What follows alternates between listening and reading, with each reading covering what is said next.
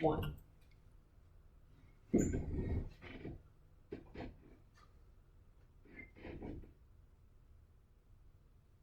Okay, there's no sound. So I do apologize. I had to check on the thing. Don't forget, y'all, we're interpreting. ASL, word order, all that. ASL, Okay. teams. Now it's going to be loud. Here we go. 3, 2, 1. Hiking has so many benefits. It's healthy and fun. Everyone's doing it on Instagram. And it's the perfect time to snap some aggressively enthusiastic nature pics for your Tinder profile.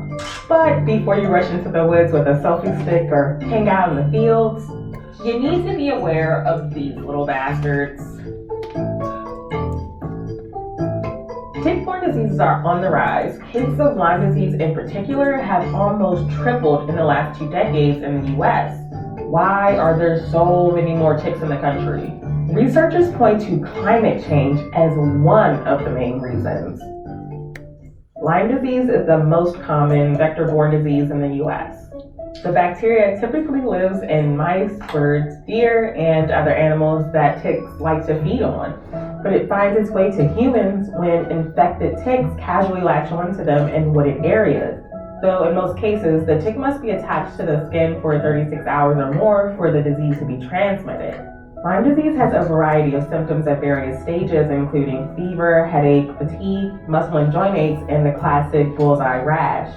Catching the disease early is crucial so antibiotics can be used to treat Lyme.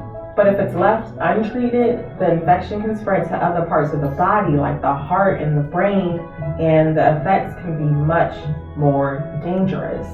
In some cases, though, the disease can mysteriously persist for years, even after treatment, and researchers haven't figured out why.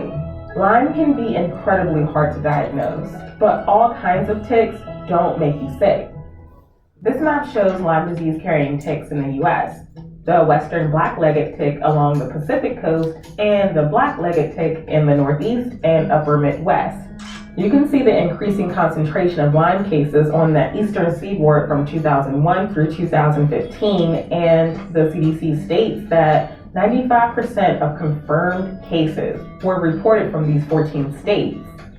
Researchers believe climate change has a lot to do with this dramatic rise of Lyme disease in the Northeast.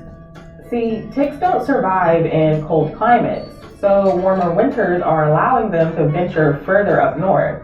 Higher temperatures are also boosting their reproduction cycle. Among other explanations, the increase in deer populations because of hunting protections is one of them. And reforestation of former farmlands in the Northeast is also giving ticks more hosts to feed and reproduce on. Damn. Ticks are having sex on deer, and Carlos can't even get a date right now. Hey, right, Lyme disease. People are also moving further into the suburbs, which puts them closer to tick territory in wooded areas. A weird additional factor that's helped spread Lyme disease is the recent abundance of acorns in the US. More acorns mean more food for mice, and increased mice populations mean more hosts to carry Lyme-infected ticks. So what do you do when you're dying for that communing with nature selfie, but you don't want to be dinner host to guests who actually suck the life out of you? Well, before you head outdoors, you can treat your clothes and shoes with an insecticide called permethrin. Using insect repellents containing DEET or picaridin is also suggested by the CDC. Wearing light-colored clothing, long-sleeved shirts, and hats make it easier to spot ticks. And though it's not the most fashionable statement, tucking your pants into your socks or boots helps too. When you're back indoors, showering within 2 hours and doing a full body check for ticks is in order. I'm talking scalps, elbows, knees, but you get the picture. Check your clothes for ticks, then toss those in the dryer. And if you find a tick attached, now is not the time for folklore remedies. The tick needs to be removed ASAP. Remove it with fine-tipped tweezers and watch for Lyme disease symptoms over the next few weeks. Lastly, don't panic if you find out you're a total tick magnet. Yeah, my bad. The most important thing is being aware of possible ticks in your vicinity and the measures you can take to protect yourself from Lyme disease.